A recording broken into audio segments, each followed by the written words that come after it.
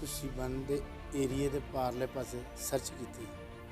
ਪਹਿਲਾਂ ਸਰਚ ਕਰਨ ਦੌਰਾਨ ਕੋਈ ਚੀਜ਼ ਨਹੀਂ ਮਿਲੀ। ਸ਼ਾਮ ਨੂੰ ਸਰਚ ਕਰਨ ਤੇ 11 ਹੈਂਡ ਗ੍ਰਨੇਡ ਬਰਾਮਦ ਹੋਏ। ਮਾਰਨਿੰਗ BSF ਦੇ ਨਾਲ DSP ਸਾਹਿਬ SP ਸਾਹਿਬ 70 ਤੋਂ 80 ਫੋਰਸ ਲੈ ਕੇ ਸਰਚ ਕੀਤੀ ਗਈ। ਤੁਸੀਂ ਬੰਦ ਦੇ ਪਾਰਲੇ ਪਾਸੇ ਕਮਾਦਾਂ ਵੀ ਸਰਚ ਕੀਤੀ ਗਈ। ਪਹਿਲਾਂ ਕੋਈ ਚੀਜ਼ ਵੀ ਬਰਾਮਦ ਨਹੀਂ ਹੋਈ। ਸ਼ਾਮ ਨੂੰ 4 ਵਜੇ ਤੋਂ ਬਾਅਦ ਦੁਬਾਰਾ ਮੈਨੂੰ ਸੀਕ੍ਰੇਟ ਇਨਫੋਰਮੇਸ਼ਨ ਮਿਲ ਕੇ ਥਾਣਾ ਤੋਂ ਫੋਰਸ ਲੈ ਕੇ ਸਰਚ ਕੀਤੀ ਤਾਂ ਕਮਾਦ ਦੀ ਲੁੱਕੜ ਤੋਂ ਇੱਕ ਡੱਬੇ ਵਿੱਚ 11 ਹੈਂਡ ਗ੍ਰਨੇਡ ਮਿਲੇ। ਪਿੰਡ ਸਲਾਚ ਦਾ ਇਹ ਪਿਛਲੀ ਰਾਤ ਬਾਰੇ ਇਹਦੇ ਬਾਰੇ ਵੀ ਮੈਨੂੰ ਕੁਝ ਨਹੀਂ, ਇਹਦੇ ਬਾਰੇ ਵੀ ਨਹੀਂ ਕੁਝ। ਮੇਰੇ ਵੱਲੋਂ ਹੈਂਡ ਗ੍ਰਨੇਡ ਸੰਬੰਧੀ ਮੁਕੱਦਮਾ ਦਰਜ ਕਰਕੇ ਅਗਲੀ ਕਾਰਵਾਈ ਕੀਤੀ ਜਾਵੇ। ਇਸ ਪਵਿੱਤਰ ਦਿਹਾੜੇ ਮੌਕੇ ਸ਼ਹੀਦਾਂ ਨੂੰ ਨਤਮਸਤਕ ਸਿਖਾਉਣ ਦੇ ਲਈ ਇਸ ਮੁਕੱਦਸ ਧਰਤੀ ਦੇ ਉੱਤੇ ਪਹੁੰਚੋ, ਕੀ ਕਹਿਣਾ ਤੁਸੀਂ? ਆਪਣੇ ਜਿਹੜਾ ਇਤਿਹਾਸ, ਆਪਣੇ ਗੁਰੂ ਸਾਹਿਬਾਨ ਦਾ ਇਤਿਹਾਸ ਹੈ, ਕੁਰਬਾਨੀ ਪਰ ਤੇ ਆਪਣੇ ਗੁਰੂ ਸਾਹਿਬਾਨ ਨੇ ਆਪਾਂ ਨੂੰ ਆਈ ਸਿਖਾਇਆ ਕਿ ਜ਼ੁਲਮ ਕਰਨਾ ਪਾਪ ਤੇ ਜ਼ੁਲਮ ਸਹਿਣਾ ਵੀ ਪਾਪ। ਸੋ ਜਿੱਥੇ ਵੀ ਜ਼ੁਲਮ ਹੁੰਦਾ ਹੈ ਖਾਲਸਾ ਪੰਥ ਡਟ ਕੇ ਲੜਾਈ ਕਰਦਾ।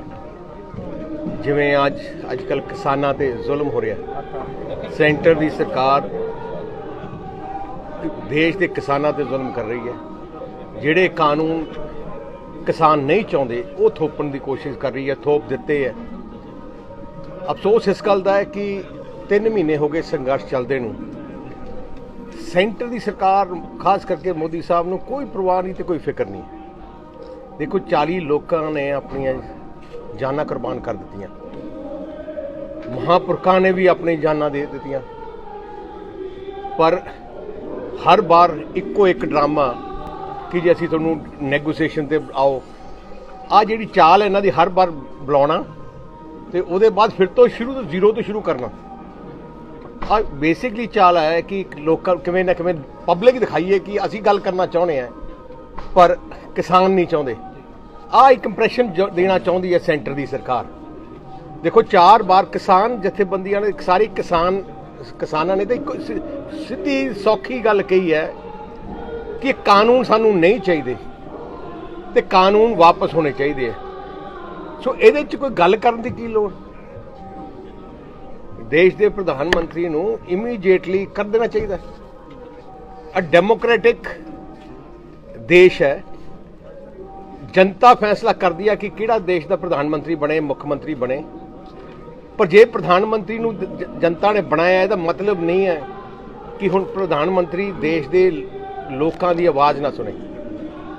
ਆ ਜਿਹੜੀ ਆਵਾਜ਼ ਪਹਿਲੇ ਇਹਨਾਂ ਦੀ ਕੋਸ਼ਿਸ਼ ਕੀਤੀ ਕਿ ਇਸ ਸੰਘਰਸ਼ ਨੂੰ ਕਿਸੇ ਇੱਕ ਧਰਮ ਨਾਲ ਜੋੜਨ ਦੀ, ਫਿਰ ਇਹਨਾਂ ਨੇ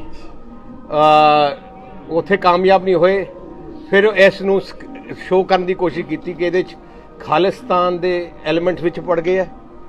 ਉਹ ਵੀ ਚਾਲ ਨਹੀਂ ਚੱਲੀ ਗਲੀ ਇਹਨਾਂ ਦੀ। ਸੋ ਇਹਨਾਂ ਦੀ ਹੁਣ ਕੋਸ਼ਿਸ਼ ਹੈ ਭਰਾਵਾਂ ਵਿੱਚ ਲੜਾਈ ਲਾਉਣ ਦੀ।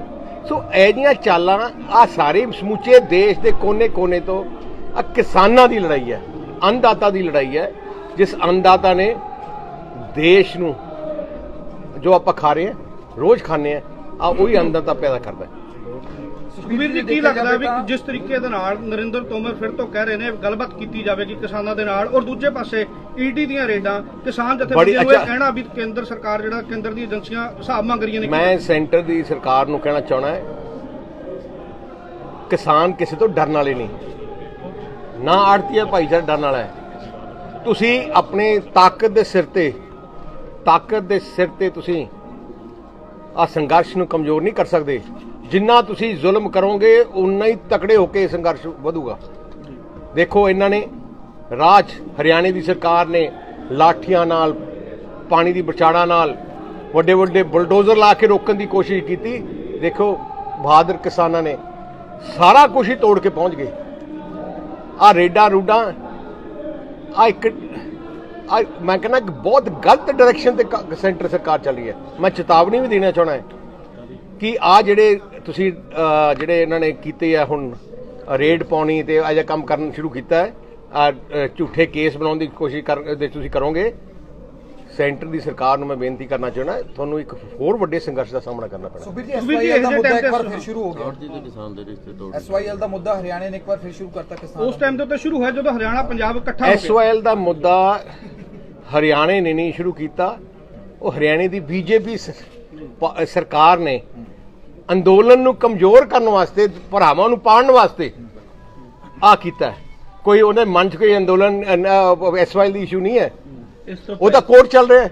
ਪਰ ਹੁਣ ਜਾਣ ਕੇ ਬੀਜੇਪੀ ਉੱਥੇ ਬੈਠੀ ਜਾਣ ਕੇ ਕਿ ਜਿਹੜੇ ਕਿਸਾਨ ਹਰਿਆਣੇ ਤੇ ਪੰਜਾਬ ਦੇ ਕਿਸਾਨਾਂ ਵਿੱਚ ਪਾੜ ਪਏ, ਪਰ ਦੇਖਿਓ ਉਹ ਵੀ ਕਾਮਯਾਬ ਨਹੀਂ ਹੋਏ, ਜਿੰਨੇ ਵੀ ਹੱਥਕੰਡੇ ਕਰ ਰਹੇ। ਐਸਵਾਈਐਲ ਦਾ ਮੁੱਦਾ ਤਾਂ ਤੁਹਾਡੇ ਫਾਦਰ ਸਾਹਿਬ ਦੇ ਵੇਲੇ ਵੀ ਚੱਲਦਾ ਰਿਹਾ। ਨਹੀਂ, ਜਿਹੜਾ ਹੁਣ ਧਰਨਾ ਇਹਨਾਂ ਨੇ ਹੁਣੇ ਪਹਿਲੇ ਕੱਲ ਧਰਨਾ ਦਿੱਤਾ ਸੀ, ਉਹ ਭੁੱਖ ਹੜਤਾਲ ਦਿੱਤੀ ਸੀ ਬੀਜੇਪੀ ਵਾਲਿਆਂ ਨੇ, ਇਸ ਲਈ ਇਸ ਟਾਈਮ ਦਿੱਤੀ ਸੀ ਕਿਉਂਕਿ ਉਹ ਚਾਹੁੰਦੇ ਸੀ ਕਿ ਹਰਿਆਣੇ ਦੇ ਪੰਜਾਬ ਤੇ ਹਰਿਆਣੇ ਦੇ ਕਿਸਾਨ ਪਾੜਨ।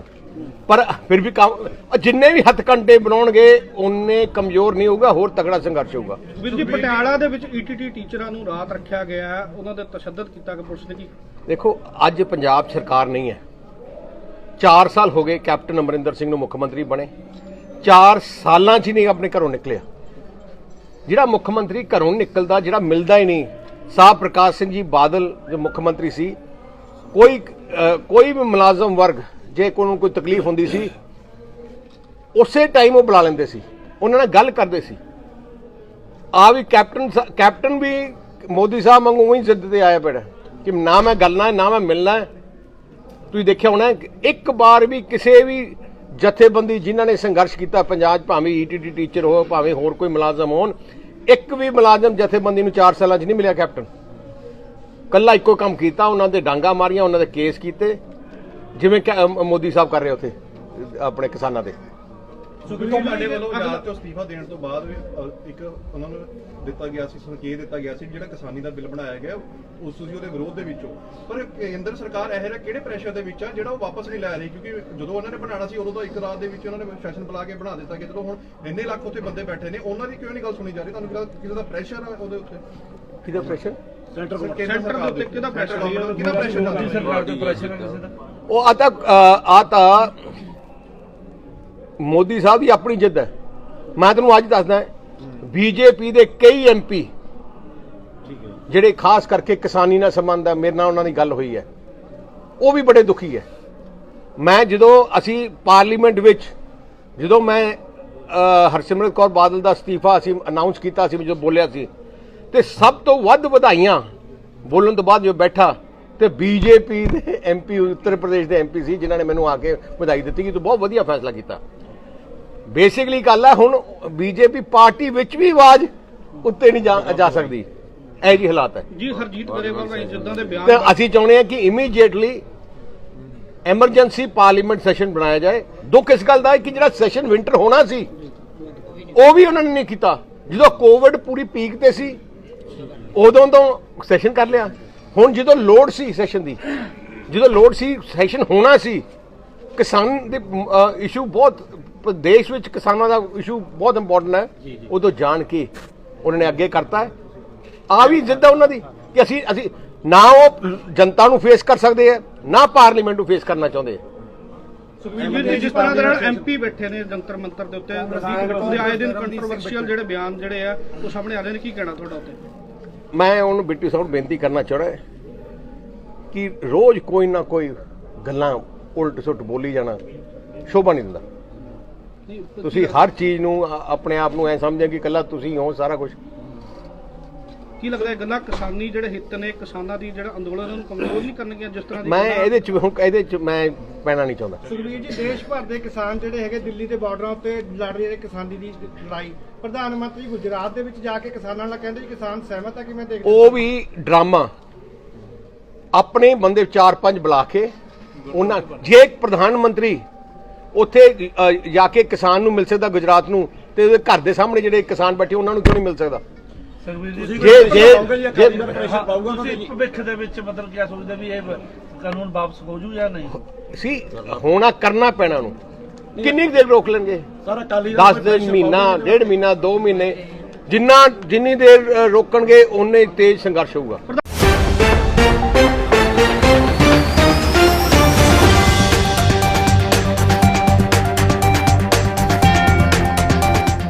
ਸਾਡੀ ਜਥੇਬੰਦੀ ਦਿੱਲੀ ਕੁੰਡਲੀ ਦਿੱਲੀ ਦੇ ਅੰਦਰ ਜਿਹੜਾ ਮੋਰਚਾ ਵਾ ਉਹ ਲਗਾਤਾਰ ਜਾਰੀ ਹੈ। ਇਸੇ ਤਰ੍ਹਾਂ ਪੂਰੀਆਂ ਦੇਸ਼ ਦੀਆਂ ਜਥੇਬੰਦੀਆਂ ਇਸੇ ਤਰ੍ਹਾਂ ਅੰਦੋਲਨ ਚਲਾ ਰਹੀਆਂ ਨੇ। ਇਹ ਤੋਂ ਗਾਹਾਂ ਜਿਹੜਾ ਟੋਲ ਫ੍ਰੀ ਕਰਨਾ ਹਰਿਆਣੇ 'ਚ ਜਾਂ ਐਨਡੀਏ ਦਾ ਵਿਰੋਧ ਆ, ਪਹਿਲੋਂ ਅਸੀਂ ਕਰ ਰਹੇ ਹਾਂ, ਤਾਂ ਇਹ ਫੈਸਲਿਆਂ ਨੂੰ ਪੂਰੀ ਤਰ੍ਹਾਂ ਸਮਰਥਨ ਕਰਾਂਗੇ, ਲਾਗੂ ਕੀਤੇ ਜਾਣਗੇ। ਇਹ ਤੋਂ ਗਾਹਾਂ ਜਿਹੜਾ ਤੋਮਰ ਜੀ ਨੇ ਕੱਲ ਚਿੱਠੀ ਇੱਕ ਲਿਖੀ ਆ, ਉਹਨੂੰ ਸਰਸਰੀ ਨਿਗਾਹ ਮਾਰੀ ਆ, ਬਾਕੀ ਹਤਮੀ ਫੈਸਲਾ ਤੇ ਮੀਟਿੰਗ 'ਚ ਕਰਾਂਗੇ। ਉਹਦੇ 'ਚੋਂ ਕੁਝ ਨਵਾਂ ਨਹੀਂ ਹੈਗਾ। ਸਾਰੀਆਂ ਮੀਟਿੰਗਾਂ ਦਾ ਉਹਨਾਂ ਨੇ ਵੇਰਵਾ ਪਾਇਆ ਵਾ। ਉਹਨਾਂ ਆਪਣੇ ਵੱਲੋਂ ਇਹ ਵੀ ਦਾਅਵਾ ਕੀਤਾ ਵੀ ਜਿਹੜਾ ਤੁਸੀਂ ਲਿਖ ਕੇ ਦਿੱਤਾ ਸੀਗਾ ਉਹ ਬਹੁਤ ਥੋੜਾ ਵਾ, ਰਹਿ ਕਰਕੇ ਵਿਸਥਾਰ ਨਾ ਲਿਖੋ। ਅਸੀਂ ਕਹਿਣਾ ਚਾਹੁੰਦੇ ਕਿ ਸਰਕਾਰ ਨੂੰ ਸਾਡੀ ਇਸ ਗੱਲ ਦਾ ਨਹੀਂ ਪਤਾ ਲੱਗਾ ਵੀ ਅਸੀਂ ਖੇਤੀ ਦੇ 3 ਕਾਨੂੰਨ ਵਾਪਸ ਲੈਣ ਦੀ ਮੰਗ ਕਰ ਰਹੇ ਹਾਂ, ਪਰਾਲੀ ਤੇ ਪੋਲੂਸ਼ਨ ਵਾਲਾ ਐਕਟ ਵਾਪਸ ਲੈਣ ਦੀ ਗੱਲ ਕਰਦੇ ਹਾਂ, ਸਾਰੀਆਂ ਫਸਲਾਂ ਦੀ ਖਰੀਦ ਦੀ ਸਰਕਾਰੀ ਖਰੀਦੀ ਗਰੰਟੀ ਲਈ ਨਵਾਂ ਕਾਨੂੰਨ ਲਿਆਉਣਾ ਚਾਹੁੰਦੇ ਹਾਂ। ਇਹ ਤਾਂ ਦੱਸਣ ਵਾਲੀ ਇਹ 'ਤੇ ਲਿਖ ਕੇ ਕੀ ਦਈਏ ਬਾਈ, ਪਤਾ ਹੀ ਆ ਤੁਹਾਨੂੰ। ਹਾਂ, ਇਹਦੋਂ ਗਾਹਾਂ ਤੁਸੀਂ ਆਪ ਦੀ ਚਿੱਠੀ ਵਿੱਚ ਕਿੰਨਾ ਨਾਲ ਮੀਟਿੰਗ ਹੋਣੀ ਆ ਉਹਦਾ ਵੀ ਕੋਈ ਵੇਰਵਾ ਨਹੀਂ ਪਾਇਆ। ਤੁਸੀਂ ਇਹ ਵੀ ਕਹਿੰਦੇ ਵੀ ਤੁਸੀਂ ਦੱਸੋ ਟਾਈਮ ਤੇ ਡੇਟ। ਇਹ ਗੱਲਾਂ ਤੇ ਇਹਦੋਂ ਗਾਹਾਂ ਤੁਸੀਂ ਇਹ ਚਿੱਠੀ ਵਿੱਚ ਲਿਖਿਆ ਵੀ ਅਸੀਂ ਗੱਲਬਾਤ ਲਈ ਗੰਭੀਰ ਹਾਂ। ਸੋ ਮੈਂ ਕਹਿਣਾ ਚਾਹੂੰਗਾ ਵੀ ਕੇਂਦਰ ਦੀ ਨੀਅਤ ਤੇ ਨੀਤੀ ਦੋਨਾਂ ਵਿੱਚ ਖੋਟ ਆ। ਜਿਹੜੇ ਫਰਿਆਦੀ ਹੁੰਦੇ ਆ ਉਹ ਤਾਂ ਮਹੀਨੇ ਤੋਂ ਫਰਿਆਦਾਂ ਕਰ ਰਹੇ ਨੇ, ਹੁਣ ਰਾਜੇ ਨਹੀਂ ਸੁਣਦੇ, ਰਾਜਿਆਂ ਨੇ ਡੇਟਾਂ ਤੈਅ ਕਰਨੀਆਂ ਹੁੰਦੀਆਂ ਵਾ। ਇਹਦੋਂ ਗਾਹਾਂ ਜੇ ਗ੍ਰਹਿ ਮੰਤਰੀ ਨਾਲ ਮੀਟਿੰਗ ਫੇਲ ਹੋ ਚੁੱਕੀ ਆ, ਗ੍ਰਹਿ ਮੰਤਰੀ ਜੀ ਕਹਿ ਚੁੱਕੇ ਆ ਵੀ ਸਾਡੀ ਅਣਖ ਦਾ ਸਵਾਲ ਆ, ਸਾਡੀ ਇੱਜ਼ਤ ਦਾ ਸਵਾਲ ਆ, ਕਾਨੂੰਨ ਵਾਪਸ ਨਹੀਂ ਲੈ ਸਕਦੇ, ਤਾਂ ਫਿਰ ਉਹਦੇ ਤੋਂ ਥੱਲੇ ਜੇ ਕੋਈ ਮੰਤਰੀ ਬਹਿੰਦੇ ਨੇ ਤੇ ਉਹਦਾ ਸਿੱਟਾ ਕੀ ਨਿਕਲੂਗਾ। ਜੇ ਚਿੱਠੀ ਤੁਸੀਂ ਲਿਖਿਆ ਹੁੰਦਾ ਵੀ ਪ੍ਰਧਾਨ ਮੰਤਰੀ ਜੀ ਮੀਟਿੰਗ ਕਰਨਗੇ ਤੇ ਸਾਰੀਆਂ ਦੇਸ਼ ਦੀਆਂ ਜਥੇਬੰਦੀਆਂ ਨੂੰ ਸੱਦਣਗੇ ਤੇ ਫਿਰ ਸਾਨੂੰ ਵਿਚਾਰ ਕਰਨਾ ਸੌਖਾ ਹੋ ਜਾਊਗਾ। ਸੋ ਇਸ ਕਰਕੇ ਸਿਰਫ ਸ਼ਬਦੀ ਪ੍ਰਗਟਾਵੇ ਨੇ ਸਰਕਾਰ ਦੇ ਵੀ ਸੀਰੀਅਸ ਆ, ਉਵੇਂ ਸਰਕਾਰ ਸੀਰੀਅਸ ਨਹੀਂ ਹੈਗੀ। ਜੋ ਕੇਂਦਰ ਦਾ ਰੁਖ ਤੇ ਰਵੱਈਆ ਵਾ ਉਹਦੇ ਮੁਤਾਬਕ ਇਹ ਅੰਦੋਲਨ ਲੰਬਾ ਚੱਲੂਗਾ। ਅਸੀਂ ਰਣਨੀਤੀ ਇਹੀ ਬਣਾ ਰਹੇ ਹਾਂ ਵੀ ਲੋਕਾਂ ਨੂੰ ਲੰਬੇ ਅੰਦੋਲਨ ਵਾਸਤੇ ਤਿਆਰ ਕਰੀਏ। ਲੋਕ ਸਾਡੇ ਤਿਆਰ ਵੀ ਆ ਔਰ ਇਸੇ ਤਰੀਕੇ ਨਾਲ ਜੰਮ ਕੇ ਬੈਠੇ ਰਹੀਏ ਤੇ ਪੰਜਾਬ ਦੇ ਪਿੰਡਾਂ ਵਿੱਚ ਫੰਡ ਲਗਾਤਾਰ ਇਕੱਠੇ ਹੋਣ, ਕਿਉਂਕਿ ਲੰਮੀ ਲੜਾਈ ਆ। ਸਰਕਾਰ ਲੰਮਾ ਸਾਡਾ ਸਬਰ ਪਰਖਣਾ।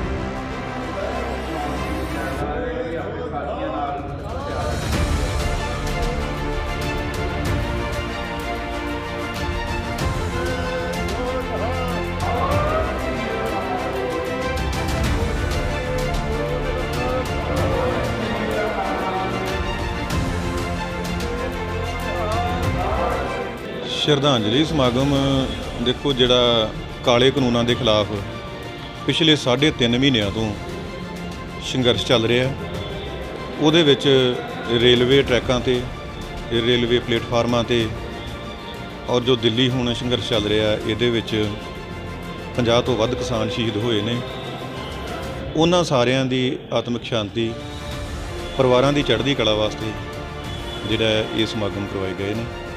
ਸੋ ਸ਼ਹੀਦ ਜਿਹੜੇ ਨੇ ਉਹ ਕੌਮ ਦਾ ਸਰਮਾਇਆ ਹੁੰਦੇ ਨੇ। ਅਸੀਂ ਇੱਥੇ ਸਾਰੀ ਸੰਗਤ ਨੂੰ ਪ੍ਰੇਰਿਤ ਕੀਤਾ ਹੈ ਕਿ ਜਿਵੇਂ ਪਹਿਲਾਂ ਜਥੇ ਜਾ ਰਹੇ ਨੇ ਇਸੇ ਤਰ੍ਹਾਂ 10-10 ਦੇ ਜਥੇ ਬਣਾ ਕੇ, ਤੇ ਸੱਚੀ ਸ਼ਰਧਾਂਜਲੀ ਇਹੀ ਹੈ ਕਿ ਅਸੀਂ ਪਿੰਡਾਂ ਦੇ ਵਿੱਚੋਂ ਵਧੇਰੇ ਗਿਣਤੀ ਦੇ ਵਿੱਚ ਦਿੱਲੀ ਮੋਰਚੇ 'ਤੇ ਪਹੁੰਚੇ। ਨੌਜਵਾਨਾਂ ਨੂੰ ਸਨਮਾਨਿਤ ਇਵੇਂ ਹੈ ਕਿ ਜਦੋਂ ਵੀ ਕੋਈ ਸ਼ਹੀਦ ਹੁੰਦਾ ਹੈ ਤਾਂ ਉਹਦੇ ਪਰਿਵਾਰ ਨੂੰ ਆਪਾਂ ਸਨਮਾਨਿਤ ਕਰਦੇ ਹਾਂ।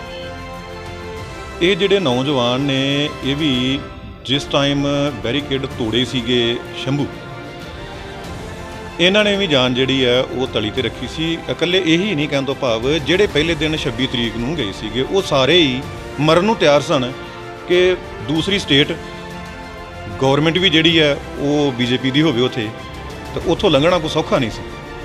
ਇਹਨਾਂ ਨੌਜਵਾਨਾਂ ਨੇ ਔਰ ਸਾਰੇ ਉਹਨਾਂ ਕਿਸਾਨਾਂ ਨੇ ਪਹਿਲ ਕਦਮੀ ਕੀਤੀ ਹੈ ਜਿਨ੍ਹਾਂ ਨੇ ਉਸ ਦਿਨ 25 ਨੂੰ ਇੱਥੋਂ ਘਰੋਂ ਚੱਲੇ ਨੇ ਔਰ 26 ਨੂੰ ਜਾ ਕੇ ਬੈਰੀਕੇਡ ਤੋੜਿਆ। ਸੋ ਅਸੀਂ ਇਹਨਾਂ ਨੂੰ ਜਿਹੜੇ ਸ਼ਹੀਦ ਪਰਿਵਾਰ ਨੇ ਉਹਨਾਂ ਦੇ ਵਾਰਸ ਸਮਝਦੇ ਹਾਂ, ਉਹਨਾਂ ਦੇ ਵਾਰਸ ਸਮਝਦੇ ਹੋਏ ਇਹਨਾਂ ਦਾ ਸਨਮਾਨ ਅਸੀਂ ਕੀਤਾ ਜਿਹੜੇ ਨੌਜਵਾਨਾਂ ਨੇ ਬੈਰੀ ਕੇਂਦਰ ਸਰਕਾਰ ਮੁਰਦਾਬਾਦ ਜਿੰਦਾਬਾਦ ਕਿਸਾਨ ਮਜ਼ਦੂਰ ਏਕਤਾ ਕਾਲੇ ਕਾਨੂੰਨ ਵਾਪਸ ਲਓ ਕੇਂਦਰ ਸਰਕਾਰ ਮੁਰਦਾਬਾਦ ਕਿਸਾਨ ਮਜ਼ਦੂਰ ਏਕਤਾ ਕਾਨੂੰਨ ਵਾਪਸ ਲਓ ਕਾਲੇ ਕਾਨੂੰਨ ਵਾਪਸ ਲਓ ਜੈ ਕਿਸਾਨ ਜੈ ਜਵਾਨ ਜੈ ਕਿਸਾਨ ਕਿਸਾਨ ਮਜ਼ਦੂਰ ਏਕਤਾ ਜਿੰਦਾਬਾਦ ਕਿਸਾਨ ਮਜ਼ਦੂਰ ਏਕਤਾ ਵਾਪਸ ਲਓ ਕੇਂਦਰ ਸਰਕਾਰ ਮੁਰਦਾਬਾਦ ਕਾਲੇ ਕਾਨੂੰਨ ਵਾਪਸ ਲਓ। ਅੱਜ ਭੁੱਖ ਹੜਤਾਲ ਕੀਤੀ ਹੈ ਜੀ ਕਿਸਾਨਾਂ ਦੇ ਹੱਕ ਦੇ ਵਿੱਚ ਤੇ ਇਹ ਭੁੱਖ ਹੜਤਾਲ ਅੱਜ ਦਿੱਲੀ ਕਿਸਾਨ ਦਿੱਲੀ ਦੇ ਵਿੱਚ ਵੀ ਕਰਦੇ ਪਏ ਨੇ ਬਾਰਡਰ ਤੇ ਇਹ ਇਦਾਂ ਹੀ ਸੰਘਰਸ਼ ਚੱਲਦਾ ਰਹੇਗਾ ਜਿੱਦਾਂ ਕਿ ਨਰਿੰਦਰ ਮੋਦੀ ਇਹ ਕਾਲਾ ਕਾਨੂੰਨ ਵਾਪਸ ਨਾ ਲਿੱਤਾ ਇਹ ਸੰਘਰਸ਼ ਬਹੁਤ ਅੱਗੇ ਤੱਕ ਜਾਏਗਾ ਔਰ ਬਹੁਤ ਹੀ ਜ਼ਿਆਦਾ ਜੋ ਨੁਕਸਾਨ ਪੰਜਾਬ ਦਾ ਹੋ ਰਿਹਾ ਹੈ ਉਸ ਤੋਂ ਵੱਧ ਹੋਰ ਹੋਏਗਾ। ਇਸ ਕਰਕੇ ਮੇਰੀ ਬੇਨਤੀ ਹੈ ਕਿ ਇਹ ਕਾਲਾ ਕਾਨੂੰਨ ਵਾਪਸ ਲਿੱਤਾ ਜਾਵੇ। ਉਹ ਜੋ ਆਉਣ ਵਾਲਾ ਨਵਾਂ ਸਾਲ ਹੈ 2021 ਵਧੀਆ ਤਰੀਕੇ ਨਾਲ ਕਿਸਾਨ ਭਰਾ ਔਰ ਵਪਾਰੀ ਭਰਾ ਆਪਣਾ ਵਧੀਆ ਕਾਰੋਬਾਰ ਕਰਨ ਕਿਉਂਕਿ ਇਹ ਸਾਲ ਬੜੀ ਵੱਡੀ ਮਹਾਮਾਰੀ ਉਸ ਤੋਂ ਵੱਡੀ ਮਹਾਮਾਰੀ ਜੋ ਇਹ ਕਾਲਾ ਕਾਨੂੰਨ ਨੇ ਸਾਨੂੰ ਮਾਰਤਾ ਹੈ ਔਰ ਇਹ ਕਾਲਾ ਕਾਨੂੰਨ ਵਾਪਸ ਲਿੱਤਾ ਜਾਵੇ। ਜੇ ਇਹ ਕਾਲਾ ਕਾਨੂੰਨ ਸਰਕਾਰ ਨੇ ਵਾਪਸ ਨਾ ਲਿੱਤਾ ਬਹੁਤ ਇसी ਸਾਲ ਬਹੁਤ ਤਕੜਾ ਵਿਰੋਧ ਤੱਕ ਜਾਏਗਾ। ਜੈ ਸ਼੍ਰੀ ਰਾਮ ਜੈ ਮਾਤਾ ਦੀ।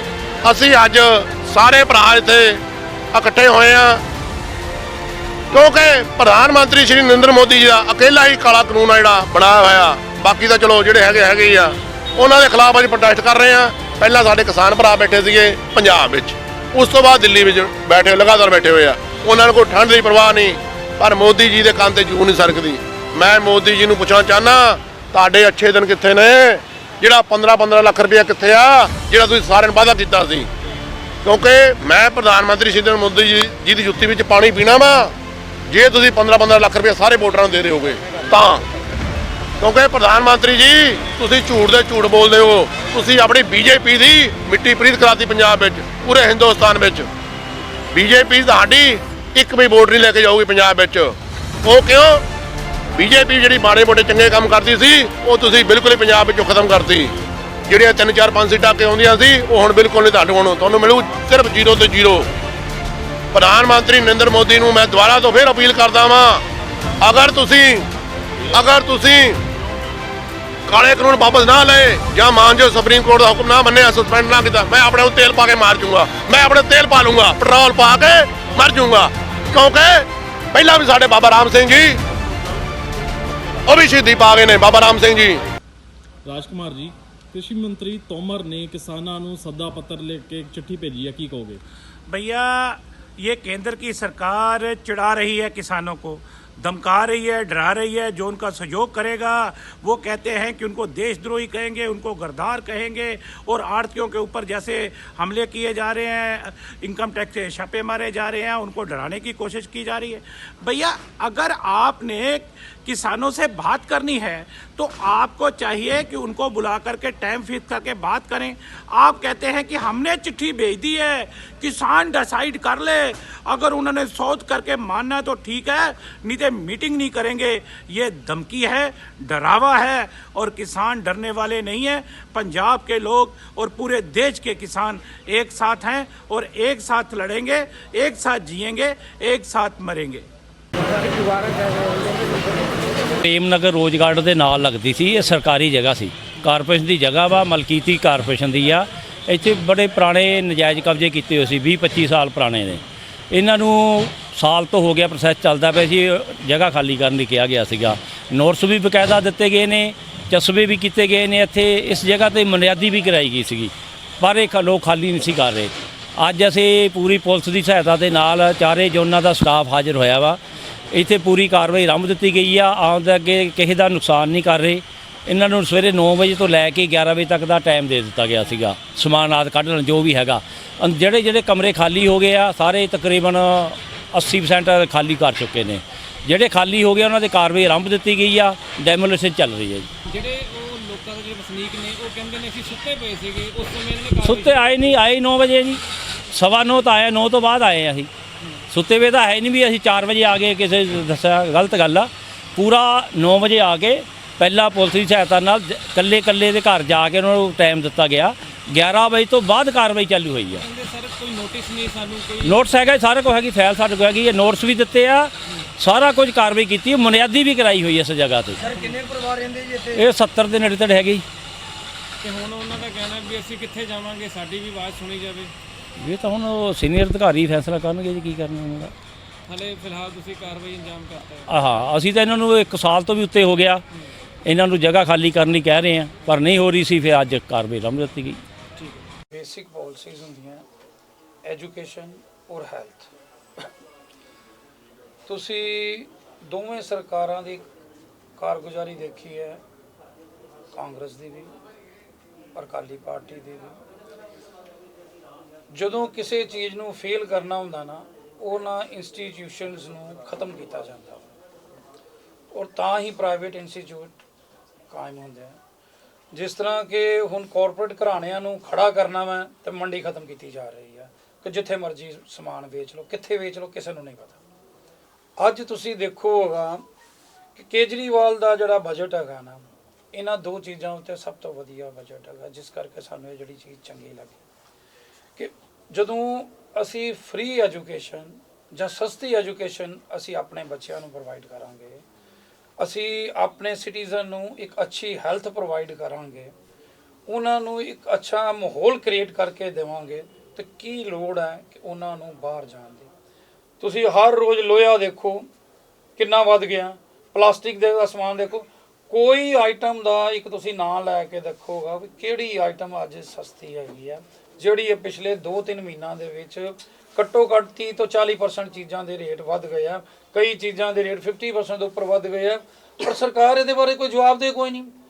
ਸਰਕਾਰ ਨੂੰ ਇੱਕੋ ਚੀਜ਼ ਹੈਗੀ ਆ ਕਿ ਭਈ ਜਦੋਂ ਵੀ ਗੱਲ ਕਰੋ ਇਹ ਵੱਖਵਾਦੀ ਆ ਜੀ, ਇਹ ਅੱਤਵਾਦੀ ਆ ਜੀ, ਇਹ ਉੱਧਰ ਦਾ ਜੀ, ਉੱਧਰ ਦਾ ਜੀ, ਇਹ ਹਿੰਦੂ ਹੈ ਜੀ, ਇਹ ਮੁਸਲਮਾਨ ਹੈ ਜੀ। ਨਹੀਂ, ਮੈਂ ਦੇਖੋ ਪਹਿਲਾਂ ਮੈਂ ਸਰਵਿਸ ਦੇ ਵਿੱਚ ਹੈਗਾ ਸਾਂ, ਮੈਂ ਦੇਖਿਆ ਤਾਂ ਅਸੀਂ ਸਾਰੀਆਂ ਪਾਰਟੀਆਂ ਵੀ ਆ ਕਿ ਵੀ ਕਿਹੜੀਆਂ ਪਾਰਟੀਆਂ ਨੇ ਕੀ ਕੁਝ ਕੀਤਾ। ਤੁਸੀਂ ਵੀ ਆਪਣੇ ਐਕਸਪੀਰੀਅੰਸ ਨਾਲ ਦੇਖਦੇ ਹੋ ਕਿ ਅੱਜ ਤੱਕ ਕਿਸ ਪਾਰਟੀ ਨੇ ਕੀ ਕੰਮ ਸਾਡੇ ਲਈ ਇੱਥੇ ਕੀਤਾ। ਜੇ ਇੰਨਾ ਕੁਝ ਕੀਤਾ ਹੁੰਦਾ ਤੇ ਪੰਜਾਬ ਦੀ ਇੰਨੀ ਦੁਰਦਸ਼ਾ ਨਹੀਂ ਸੀ ਹੋਣੀ। ਕਿਸਾਨਾਂ ਦੇ ਹੱਕ ਵਿੱਚ ਰਣਨੀਤੀ ਜਾਓ ਜਾਂ ਦਿੱਲੀ ਜਾਂਦੇ ਨੇ, ਸਰ ਵੀ ਪਾਰਟੀਆਂ ਜਾ ਰਹੀਆਂ, ਤੁਸੀਂ ਜਾਓਗੇ ਦਿੱਲੀ? ਬਿਲਕੁਲ ਜਾਵਾਂਗੇ। ਕਿਸਾਨ ਦੇਸ਼ ਦਾ ਸਰ ਅੰਨਦਾਤਾ ਹੈਗਾ ਵਾ। ਪੰਜਾਬ ਦੇ ਪਾਣੀਆਂ ਦਾ ਬੜਾ ਗਰਕ ਹੋ ਗਿਆ, ਪੰਜਾਬ ਦੇ ਪਾਣੀਆਂ ਦੀ ਲੁੱਟ ਖਸੁੱਟ ਹੋ ਰਹੀ ਹੈ, ਕਿਸੇ ਬਾਰੇ ਕਿਸੇ ਨੇ ਕੋਈ ਨੀਤੀ ਨਹੀਂ ਉਹਦੀ ਅਪਣਾਈ। ਹਰ ਚੀਜ਼ ਦੇ ਵਿੱਚ ਸਿਰਫ ਔਰ ਇੱਕੋ ਚੀਜ਼ ਹੈਗੀ ਹੈ ਕਿ ਮੇਰਾ ਦੇਸ਼ ਭਾਵੇਂ ਮੇਰਾ ਸੂਬਾ ਭਾਵੇਂ ਬਰਬਾਦ ਹੋ ਜਾਏ, ਮੈਨੂੰ ਕੁਰਸੀ ਮਿਲਣੀ ਚਾਹੀਦੀ ਹੈ। ਅਸੀਂ ਇਸ ਤੋਂ ਬਾਹਰ ਆਉਣਾ ਚਾਹੁੰਦੇ ਹਾਂ।